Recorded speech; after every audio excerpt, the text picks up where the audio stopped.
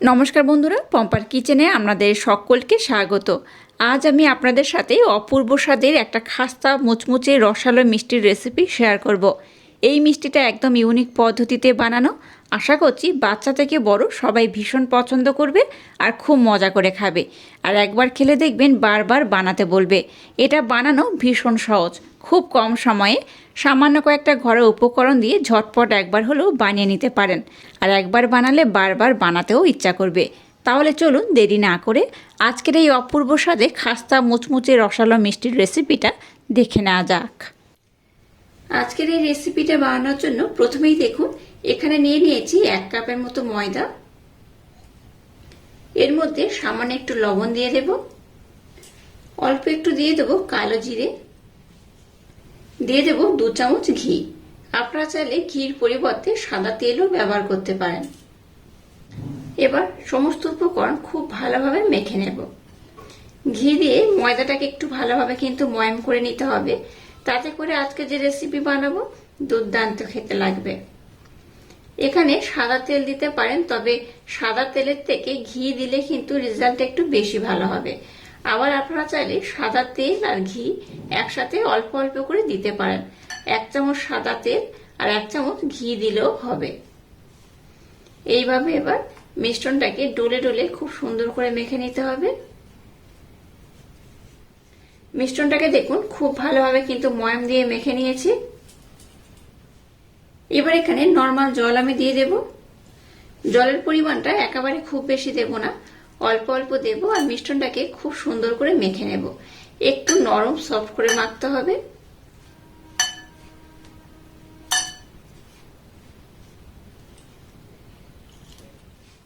মিশ্রণটাকে দেখুন আমি কিন্তু খুব সুন্দর মোলায়েম সফট করে মেখে নিয়েছি। দেখে বুঝতেই পারছেন কতটা সফট করে মেখেছি। এবার এটাকে আমি 10 মিনিটের জন্য ঢাকা দিয়ে রেস্টে রেখে দেব। ততক্ষণে একটা শিরার দরকার, শিরাটাকে আমি বানিয়ে নেব। অবশ্যই এটাকে ঢাকা দিয়ে রাখবেন, খোলা বাতাসের মধ্যে রাখবেন না। ঢাকা দিয়ে শিরাটা বানানোর জন্য যে 10 মিনিট সময় লাগবে সেই সময়টুকু রেস্টে রাখলেই হবে। এবার দেখুন গ্যাসটা জেলে দিয়ে একটা কড়া বসিয়ে দিয়েছি। কড়ার মধ্যে দিয়ে দেবো 1 কাপ চিনি। 1 কাপ চিনির জন্য 1 কাপ আমি জল দিয়ে দেব। এবার এখানে একটা লবঙ্গ আর একটা এলাচ আমি দিয়ে দেব। এই দেখুন এলাচের মুখটাকে একটু চিড়ে নিয়েছি। গ্যাসের ফ্লেমটাকে লো টু মিডিয়াম দিয়ে একটা ঘন শিরা বানিয়ে নেব। একতার হলে যেমন হয় ঠিক সেইভাবে কিন্তু শিরাটাকে বানিয়ে নিতে হবে। শিরাটাকে খুব পাতলা করে বানানো যাবে না, একটু ঘন করে বানিয়ে নিতে হবে। গ্যাসের ফ্লেমটাকে লো টু মিডিয়াম দিয়ে একটা শিরা বানিয়ে নিয়েছি। আর শিরাটা দেখেই বুঝতে পারছেন একটু ঘন করেই বানিয়েছি। আমি তাও দেখিয়ে দিচ্ছি, দেখুন এই দেখুন একতার সৃষ্টি হবে সেইভাবে কিন্তু শিরাটাকে বানাতে হবে। আর এই শিরাটা কিন্তু এবার আমি ঢাকা দিয়ে রেস্টে রেখে দেবো। এটা ততক্ষণ একটু ঠান্ডা হয়ে যাবে আর অনেকটা কিন্তু আরো ঘন হয়ে যাবে। তো যাই হোক এবার আমি গ্যাসটাকে বন্ধ করে দিলাম। আর ঘনত্বটা এই মুহূর্তে এরকম রাখবে, কারণ এটা যখন ঠান্ডা হবে আর একটু ঘন হয়ে যাবে। শিরাটাকে বানিয়ে নিয়েছি আর মিষ্টনটাকে আমি 10 মিনিটের জন্য রেস্টে রেখে দিয়েছিলাম। মিষ্টনটা দেখুন আগে থেকে আরো কিন্তু খুব সুন্দর সফট হয়ে গেছে। এটাকে আমি আর একবার খুব সুন্দর করে মোলায়েম করে মেখে নেব। এবার দেখুন এখানে একটু ময়দা আমি দিয়ে দিলাম। মিশ্রণটাকে আমি আর একবার খুব সুন্দর করে মেখে নিয়েছি। এখানে আর একবার আমি খুব সুন্দর করে আবার একটু মেখে নেব, যেহেতু একদম নরম করে মেখেছি আর মিশ্রণটাকে নরম করেও মাখাতে হবে। একটু ময়দা এইভাবে নিয়ে নিয়েছি। এবার এটাকে আমি এইভাবে 2 টুকরো করে নিয়েছি। এবার দেখুন একটা এইভাবে বল করে আমি নিয়ে নিয়েছি। এবার এটাকে আমি বেলে নেব। এটাকে দেখুন এইভাবে কিন্তু বেলে নিয়েছি, খুব যেমন পাতলা নয় আবার খুব মোটাও নয়। এবার উপর থেকে দেখুন একটু ঘি আমি দিয়ে দেব। ঘিটা এইভাবে চারিদিকে একটু ভালোভাবে লাগিয়ে দেব। একদম ইউনিক পদ্ধতিতে আজকে যে রেসিপিটা বানাচ্ছি, একবার হলেও ট্রাই করতে পারেন, অসাধারণ খেতে হয়। একবার খেলে আপনাদের দেখবেন বারবার বানাতে ইচ্ছা হবে। এবার নিয়ে নিয়েছি একটু কর্নফ্লাওয়ার। কর্নফ্লাওয়ারটা এখানে এইভাবে একটু দিয়ে দেব।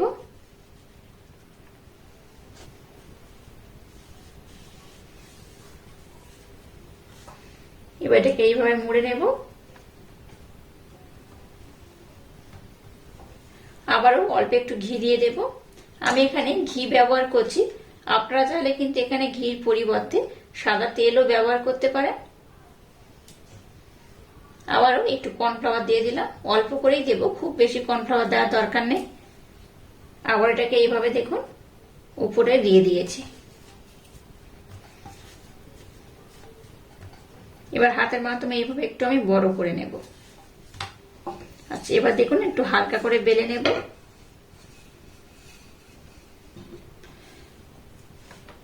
এবার এটাকে আমি এইভাবে দেখুন ভাঁজ করে নিচ্ছি, দুটো ভাগে এইভাবে ভাঁজ করে নিলাম। এই দেখুন,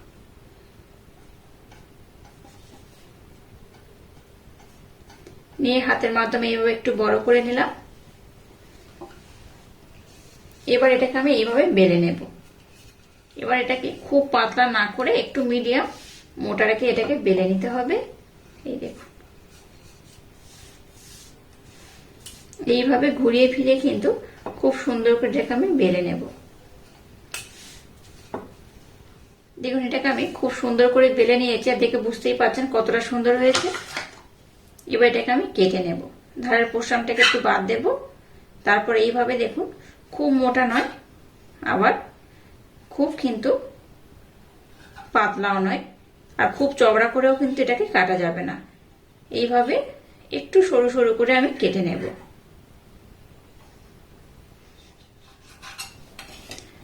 দেখুন, এটাকে আমি খুব সুন্দর করে এরকম সরু সরু করে কেটে নিয়েছি, দেখে বুঝতেই পারছেন কতটা সুন্দর হয়েছে। এবার একটা ডিজাইন আমি আপনাদের দেখিয়ে দিচ্ছি। এই দেখুন, এবার এটাকে এইভাবে আমি একটু পাক দিয়ে দেব। একই দিকে ধরে থাকবেন, আর একদিকে কিন্তু এইভাবে একটু যতটা এরকম পাকানো যায় ঠিক সেইভাবে কিন্তু একটু পাকিয়ে নিতে হবে। এই দেখুন কত সুন্দর হয়েছে, আর কতটা বড় হয়ে গেছে দেখে বুঝতেই পারছেন। এবার এইভাবে কিন্তু এটাকে আমি খুব সুন্দর করে দেখুন, একদিকটা কিন্তু আমি ধরে রয়েছি, আর একদিকটা কিন্তু এইরকম একটু হালকা আলতো হাতে চাপ দিয়ে বাড়িয়ে নিয়ে এইভাবে আমি বানিয়ে নিচ্ছি। দেখুন,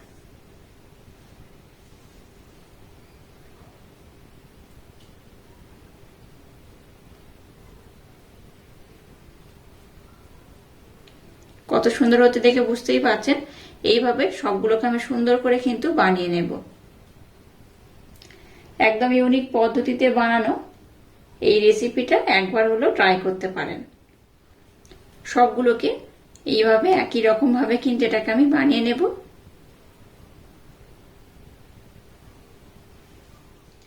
দেখুন, সবগুলোকে আমি সুন্দর করে বানিয়ে নিয়েছি।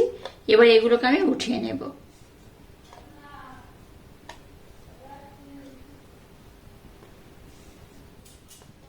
এবার দেখুন, গ্যাসটা জ্বেলে দিয়ে একটা ফ্রাই প্যান বসিয়ে তার মধ্যে তেল দিয়েছি, আর তেলটাকে মিডিয়াম গরম করেছি।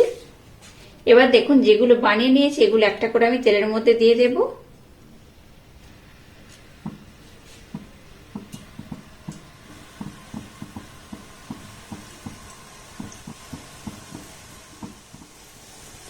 সবগুলোকে দেখুন আমি কিন্তু দিয়ে দিয়েছি। এবার এগুলোকে উল্টে পাল্টে একটু লাল লাল করে ভেজে নেব। খুব লাল যেমন করব না, আবার খুব সাদাও রাখবো না। এগুলোকে নাড়াচাড়া করে করে একটু কিন্তু লাল লাল করে ভেজে নিতে হবে।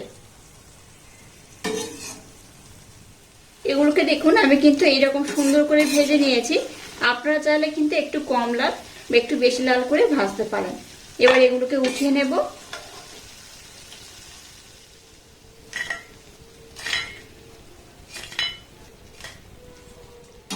এগুলোকে দেখুন আমি কিন্তু খুব সুন্দর করে বানিয়ে নিয়েছি। এগুলো কিন্তু ঠান্ডা হলে ভীষণ মুচমুচে হয়, এখন গরম রয়েছে, ঠান্ডা হলেই দেখবেন ভীষণ মুচমুচে হয়। এবার এগুলোকে কিন্তু আপনারা এইভাবে শুধু সার্ভ করতে পারেন বা খেতে পারেন, আবার এগুলোকে কিন্তু শিরার মধ্যেও দিতে পারেন। তো আমি এখানে কিন্তু একটু শিরা ব্যবহার করব, তাতে করেই কিন্তু এটা ভিতর থেকে রসালো হবে, আর বাইরে থেকে কিন্তু বেশ মুচমুচে হবে আর খাস্তা হবে। আর দেখুন, দেখেই তো বুঝতে পারছেন এটা কতটা খাস্তা হবে। আওয়াজটা শুনুন, এটা কিন্তু খুব টাইট হয় না, আর খুব মুচমুচে হয়, আর খুব খাস্তা হয়। খুব সুন্দর দেখতেও হয়েছে, দেখুন কত অপূর্ব দেখতে হয়েছে। দেখতে যেমন সুন্দর, এটা কিন্তু খেতে তেমনই অপূর্ব, অসাধারণ। আচ্ছা, এটা যেহেতু হালকা গরম রয়েছে, এবার আমি এর মধ্যে শিরাটাকে দিয়ে দেব। এবার যে শিরাটাকে বানিয়েছিলাম উপর থেকে দিয়ে দেব। একদম কিন্তু শিরার মধ্যে আমি ডুবিয়ে রাখবো না, উপর থেকে একটু এইভাবে দিয়ে দেব।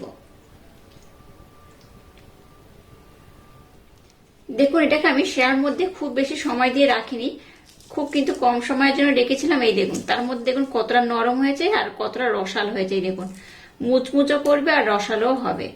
এই দেখুন কতটা সুন্দর, আওয়াজটা শুনেই বুঝতে পারছেন। এই দেখুন একদম হাতের মধ্যে কিন্তু এইরকম মিহি হয়ে যাবে। এটা দেখতে যেমন সুন্দর, খেতে কিন্তু তেমনই অপূর্ব, অসাধারণ। এইভাবে একবার হলো ট্রাই করবেন, বাচ্চা থেকে বড় সবাই ভীষণ পছন্দ করবে আর খুব মজা করে খাবে। এটা যেমন রসালো তেমন কিন্তু মুচমুচে, একবার খেলে বারবার বানাবেন। আর আজকের এই অপূর্ব স্বাদের ইউনিক পদ্ধতিতে বানানো এই মিষ্টির রেসিপিটা যদি আপনাদের ভালো লাগে তাহলে চ্যানেলটাকে লাইক, শেয়ার, কমেন্ট এবং সাবস্ক্রাইব করবেন আর পাশে থাকা বেল আইকনটা প্রেস করে দেবেন। তাহলে টাটা, আবার দেখা হচ্ছে নতুন কোনো রেসিপি নিয়ে।